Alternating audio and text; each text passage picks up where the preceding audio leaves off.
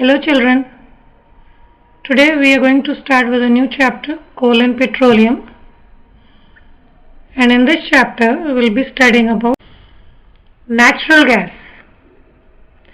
Natural gas was formed millions of years ago along with petroleum when microscopic sea plants and animals died and got buried under the sand and mud. These plants and animals under anaerobic condition changed to gas.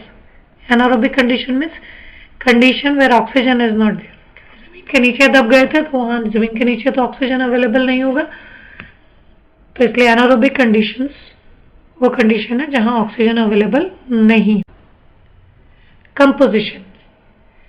It consists of mainly methane, ethane and propane and butane.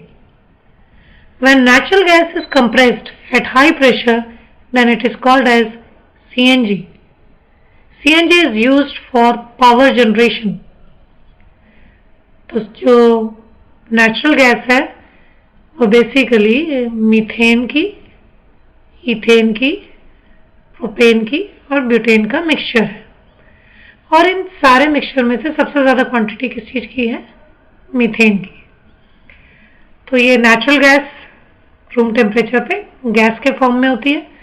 फिर वही कि इसको compact करने के लिए कि इसको कम जगह ये ऑक्यूपाई करे, इसको कंप्रेस कर दिया जाता है हाई प्रेशर पर.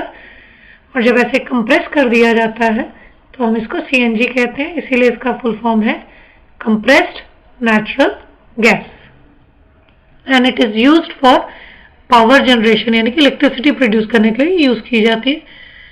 और आजकल ये पब्लिक ट्रांसपोर्ट में भी यूज होनी शुरू हो गई है दिल्ली में. It is now being used as a fuel for transport vehicles because it is less polluting. The great advantage of CNG is that it can be used directly for burning in homes and factories where it can be supplied through pipes.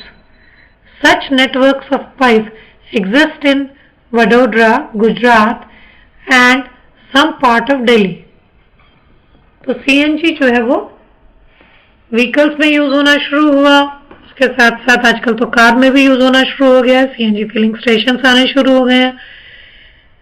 इसके अलावा ये domestic fuel की तरह भी use हो सकता है. जैसे एलपीजी गैस आ रही है ऐसे सीएनजी गैस भी पाइप्स के थ्रू, जैसे घरों में पानी आ रहा है ऐसे ही पाइपलाइंस बिछा दी जाती हैं और वो आपके घर तक पाइप चूल्हा सेम यूज होता है. और एक मीटर लगा देते हैं, जितना आप सीएनजी यूज करोगे उतने का बिल दे देंगे. जैसे पानी में होता है कि जितना पानी यूज किया उतना बिल दे दिया, ऐसी सीएनजी गैस का तो कई शहरों में ये यूज किया जा रहा है. और ये वैसे भी एक अच्छा फ्यूल माना जाता है क्योंकि ये ज्यादा पोल्यूशन नहीं करता. Occurrence.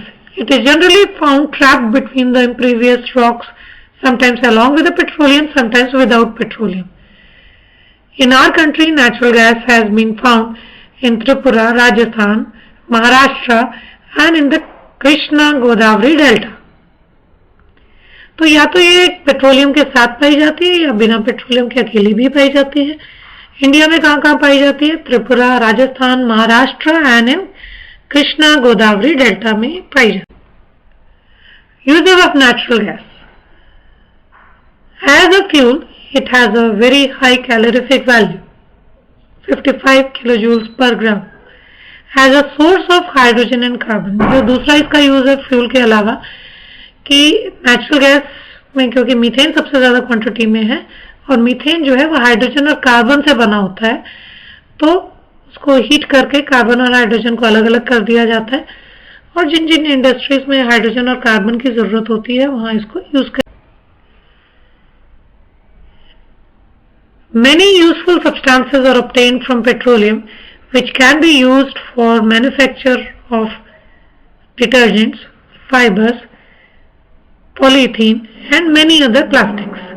Due to its great commercial importance, petroleum is also called as a black gold.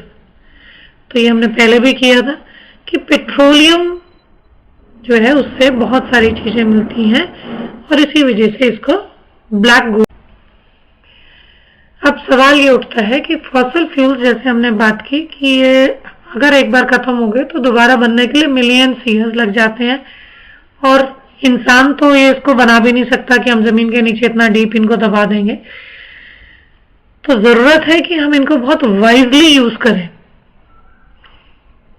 It is believed that it took millions of years for the dead organisms to change into coal, petroleum and natural gas. Furthermore, their known reservoirs are limited. Another problem with fossil fuel is that they are steadily increasing air pollution. Their use is linked to global warming. So it is important that we use fuels only when it is absolutely necessary. Try this way. We can save these fuels for the manufacture of many substances which are dependent on petrochemicals. For energy purpose, we must look for alternative sources such as solar energy, tidal energy, wind energy, etc.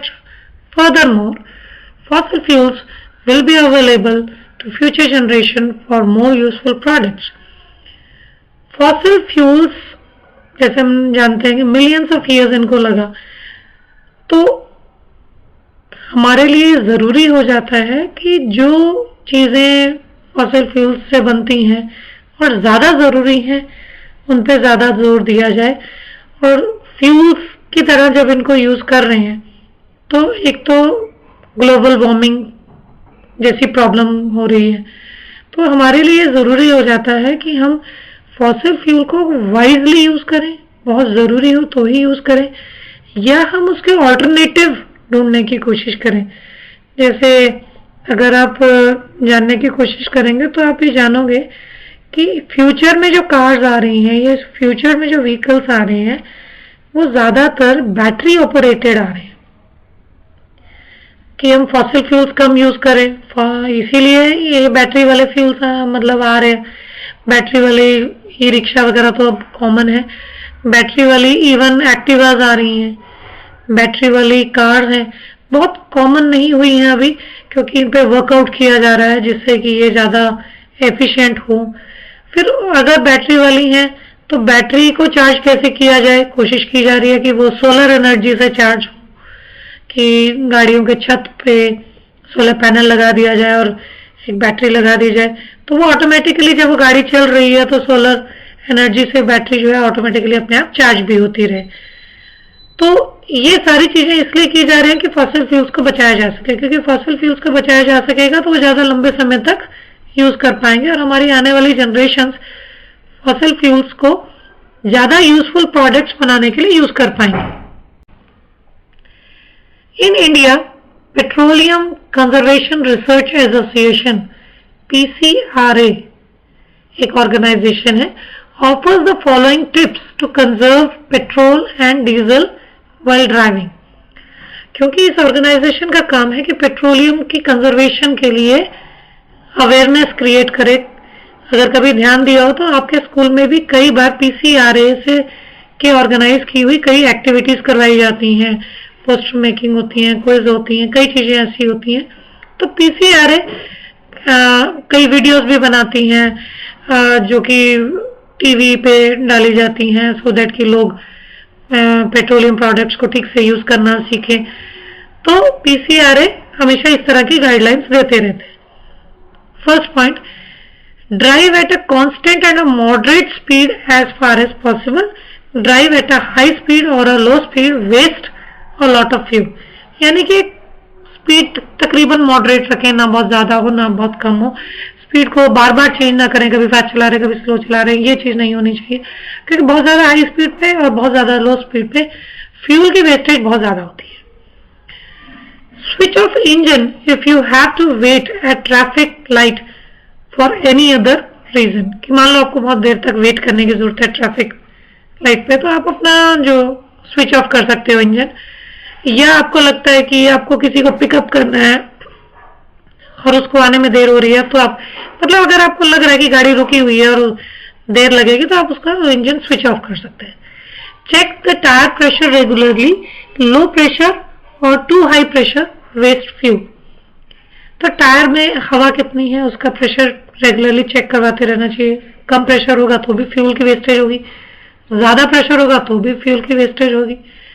Make sure that you send your vehicle to garage for regular maintenance, यानी कि गाड़ी की servicing करवाना जरूरी है, क्योंकि जब servicing नहीं करवाई जाती है तो वो पोल्यूशन बहुत ज्यादा करना शुरू कर देती है और फ्यूल भी की कंजम्पशन भी बहुत ज्यादा हो जाती है। तो इन पॉइंट्स का हमें ख्याल रखना है। That's all in this chapter. Thank you.